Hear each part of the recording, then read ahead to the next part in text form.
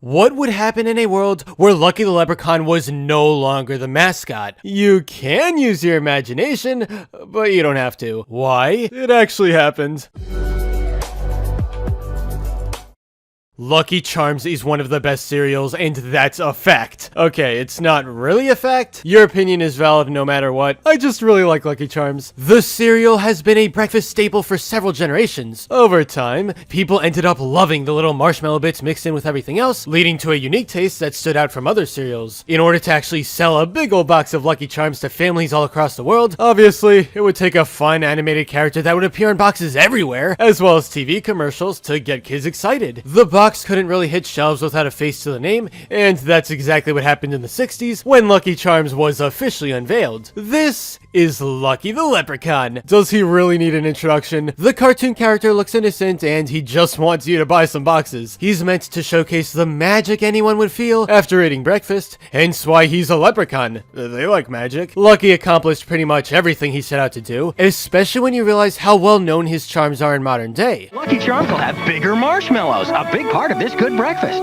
With bigger marshmallows, we need bigger spoons. Still, despite his longtime success, there was a time when General Mills decided to retire him. How did that happen? In 1975, more than a decade after Lucky blessed consumers, there was a sudden change. Throughout New England, Lucky Charms cereal boxes may have looked normal out of the corner of your eye, but take one step closer, and something was off. Wait, what? Who's this? Where's Lucky? Yelled the average person walking by. Or not, I really don't know. This dude's name is Waldo the Wizard, and he takes on a different look than the leprechaun that dominated the cereal market for the past 10 years. Waldo wore this long green robe with various colors of the marshmallow bits that would be found in the cereal. On the box, it looks like he's doing some magic with a spell, but who cares about that? At this point in time, it seems like there were more questions than answers. Here's something you might ask immediately. Who even is Waldo? An article from Advertising Week 360 reveals his personality. Alan Snedeker at Dancer Fitzgerald Sample created Waldo, a friendly but forgetful sorcerer. Waldo wore a green cape and matching cap covered in the Lucky Charms marshmallow shapes, a bow tie, and had messy, unkempt hair. Lucky might have exclaimed that Lucky Charms were magically delicious, but Waldo called them Ibble de Bibble Delicious. He was never very good at remembering his cereal, and often lost it in the commercial spots. If he couldn't find the Lucky Charms, Waldo conjured up a bit of magic to make the cereal appear on breakfast tables for the kids. Now, in this special comic advertising the cereal, he would clumsily look everywhere for the Lucky Charms. Maybe I left them in here. Boing. Maybe not. But you're a wizard. Yeah, use magic and make some. Good idea. Ibble de dibble delicious frosted Lucky Charms. Part of your good breakfast. What's surprising to me is that Waldo wasn't a failure. At first. He seemed to test well with audiences in the market, but if people loved him, then why don't we see him today? The answer, my fine viewer, is simple. He competed with Lucky.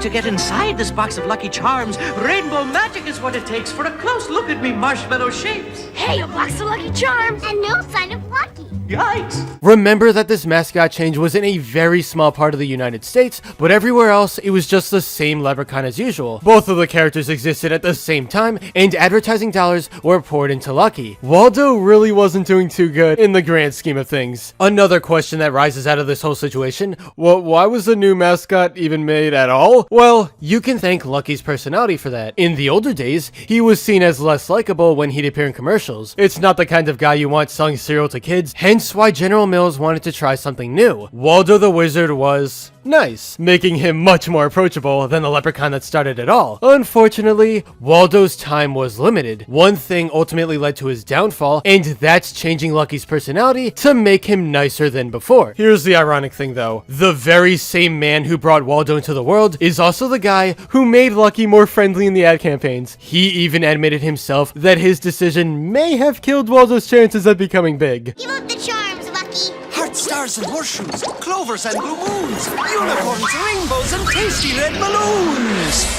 Overall, Overall, I think it makes a lot of sense why the Leprechaun won over the Wizard. Considering this is more than 10 years into the cereal's lifespan, consumers associated Lucky with their Lucky Charms. He was just a much more recognizable character. With millions of dollars already being spent on this Leprechaun, it would have been taking a massive risk to shift gears towards the Wizard. If things went badly, then you may not be seeing Lucky Charms at stores today. Waldo couldn't even last a full year before fading into obscurity, and he's since been forgotten by almost everyone. Now, which one of these guys do you prefer? Let's talk in the comments.